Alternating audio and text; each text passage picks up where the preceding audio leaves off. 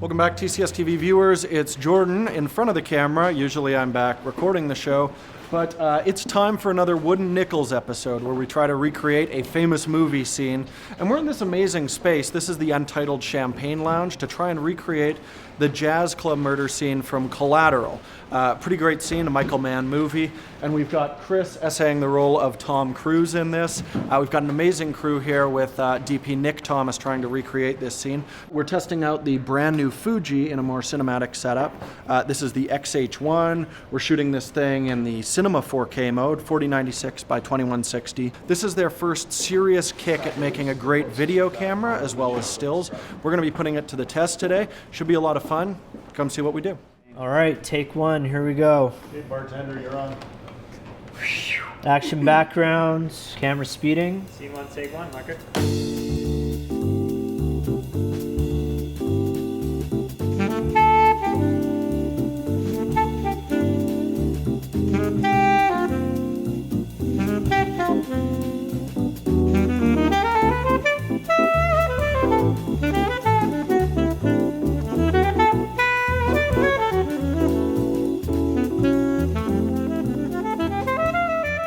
So for these wooden Niccolls, these are always a challenge. We always try and put these together with a bit of like no budget and everyone pitching in and lending a hand. So it's always amazing to see like when you do reach out to the community and people at DDG and everyone how quickly they are willing to jump in and lend a hand for something like this. We had a professional sound man.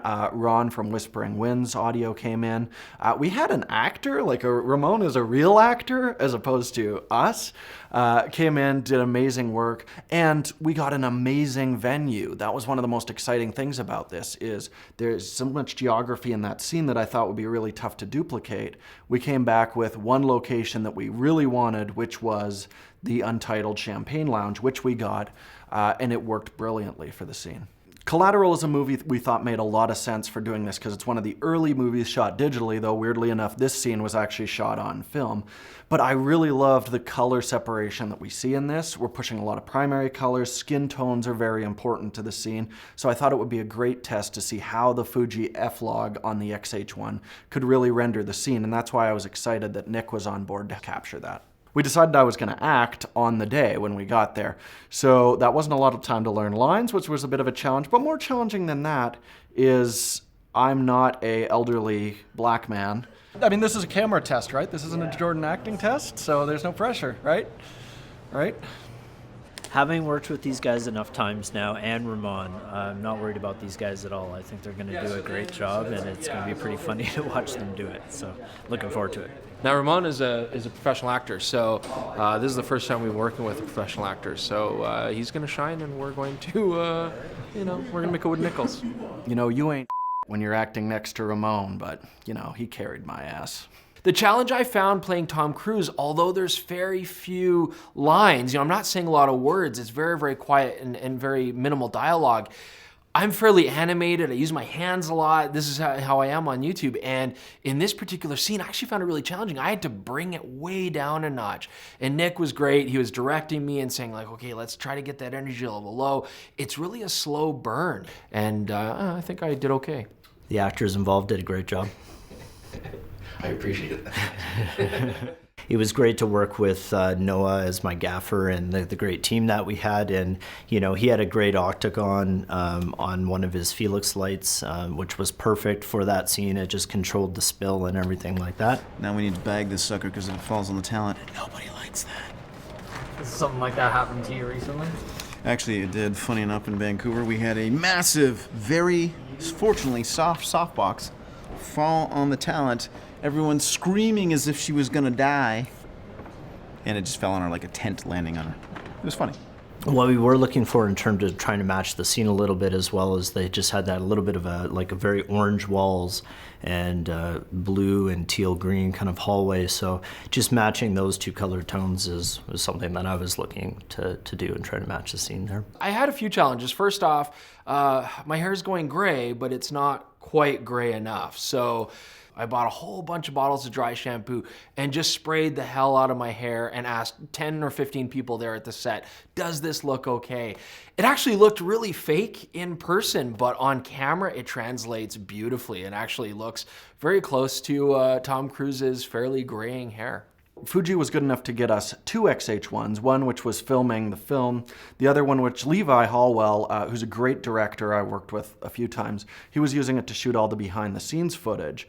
And what was really great with that is we got to test a couple of things. First of all, the built-in stabilization. So this was all shot handheld every time you're seeing behind-the-scenes footage like this right now. But we also used the new Eterna profile, which is based off Fuji's motion picture film. And it's a beautiful profile, just nice low contrast on it, but gorgeous skin tones. You don't really have to do much work in post, which is why all this behind the scenes footage, and looking at me talking right now, is Eterna footage without any color correction or grading applied to it. I haven't used a lot of Fuji cameras in the past, and I have to say I'm a big fan. Everything's very intuitive and everything's laid out very well. The new screen they have on the top that kind of gives you a nice heads-up display of everything that's going on there at a quick glance is actually, I found, very useful as well. One of the best things about a mirrorless camera is the ability to adapt lenses on it, and we were hoping that we'd get the Fujinon MK lenses for this, but then Fuji did us one better and shipped us a Cabrio, and that's one great thing. If you have mirrorless, you can drop a PL lens like that on. We're going to see native cinema glass with those MK coming soon, and I'm sure as the Fuji line gets more and more popular, we're going to see more and more adapters for it, and it really opens up the flexibility of the system. Especially with that floating stabilizer now, you get stabilized lenses from other manufacturers. For that particular lens, I've actually never quite shot with the Cabrio line of lenses, and I mean, for me, I'm a primes guy, so I'm used to a little bit faster T-stops and things like that. So at that one's minimum of 3.5, we definitely shot everything wide open. You know, I think on the wider shots, I would have preferred to maybe have a little more shallow depth of field, but that was just given our location and how close everything was. But once we got into those close-ups, I think the lens performed really well, and it was nice to work on a zoom and not have to think about changing lenses at the same time. Everyone did a great job, and it was a lot of fun, and I think at the end of the day, you know, that will show when they see the final film. I'm here with Tyler Roth, who's a senior colorist at Company 3 in Chicago. So Tyler, you've had a little bit of time now to work with the footage. Do you have any initial thoughts or impressions? Just straight out of the camera, here's what the log is looking like.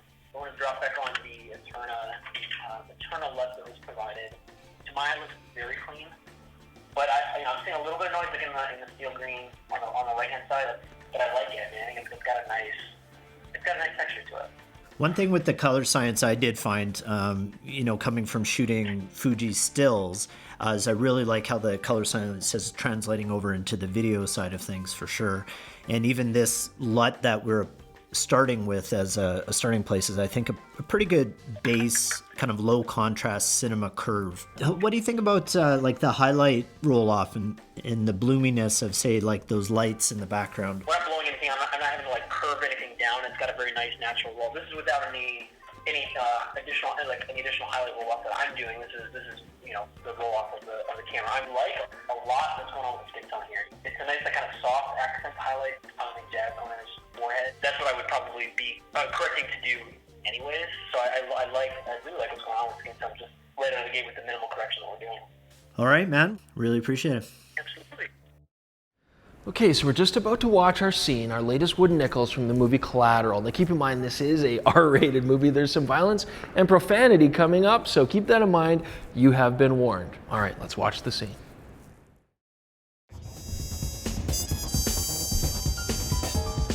See, I was about 19, bussing tables right here. Pay wasn't shit, but that wasn't the point. It was about the being around the music, and I was. Take this one night. July 22nd, 1964. Guess who walks through those doors? Miles Davis. In the flesh? That's right. The coolest man on the planet. Jesus. So, he's up recording on Columbia, up on Vine, right? He comes through those doors there. Next thing you know, he's up on the bandstand. He's jamming with the band. Oh, it had to be. It was scary. I mean, he was just so focused. And Miles, he was kind of a scary cat anyways. Everybody and their mama knows you don't just talk to Miles Davis. He's just so absorbed when he's in his musical headspace. But then this one young, hip couple come over to go shake his hand. Guy's like, hi, I'm... Miles is like, get out of my face, you jive motherfucker, and you take that silly bitch with you. That was Miles, man. You know, that's the way he was when he was in his musical headspace. Fierce. Did you get to talk to him? Better. No. I played 20 minutes.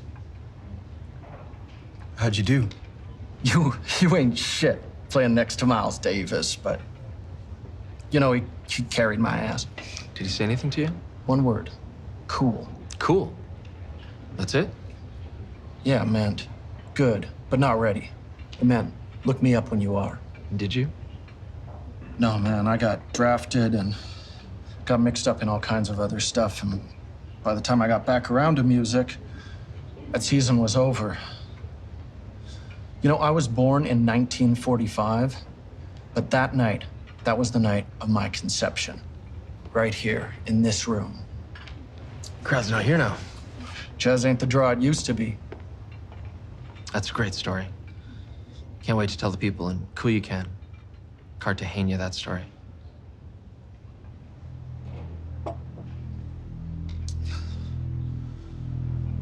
You know the people in Culiacan and Cartagena?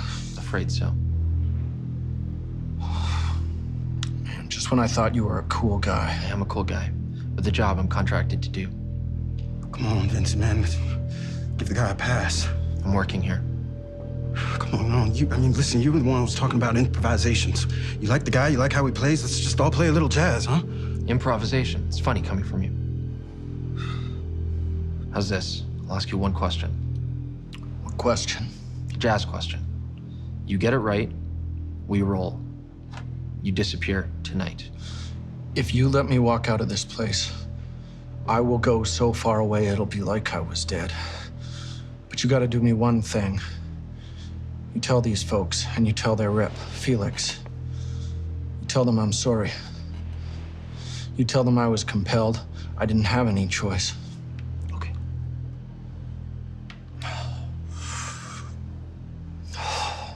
Lay it on me.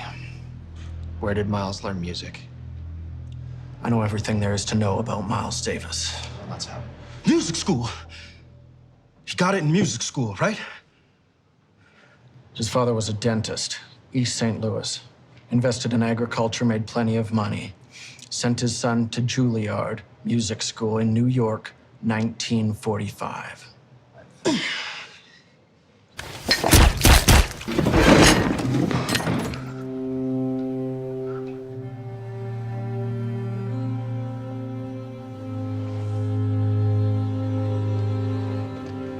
He dropped out after less than a year. Tracked down Charlie Parker on 52nd Street, who mentored him for the next 3 years.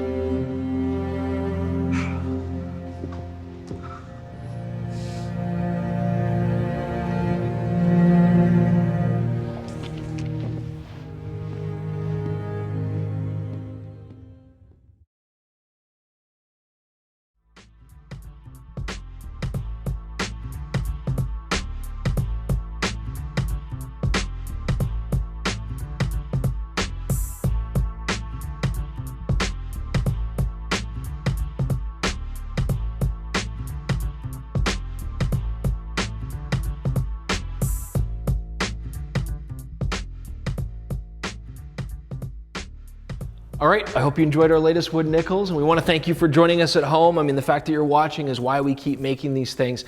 Before we go, though, we want to thank a couple companies that really helped us out, that would, made this movie look amazing. It wouldn't have been possible with their help. 6 Degree Studios, they did all the sound work, did a fantastic job. And Company 3, Tyler Roth, he did all the color grading. I mean, just Hollywood quality stuff. So we really, really appreciate that. We just want to get across how many people have to come in and help to make these productions work. People are volunteering their time, and so a lot goes into it. But keep watching, keep enjoying these, and we'll keep making them. Don't forget, subscribe to our channel to see more. Check out our Instagram feeds, talk to us on Twitter, comment below, let us know what you thought. And until next time, we've got more Wood Niccolls and more episodes coming. Thank you so much for joining us.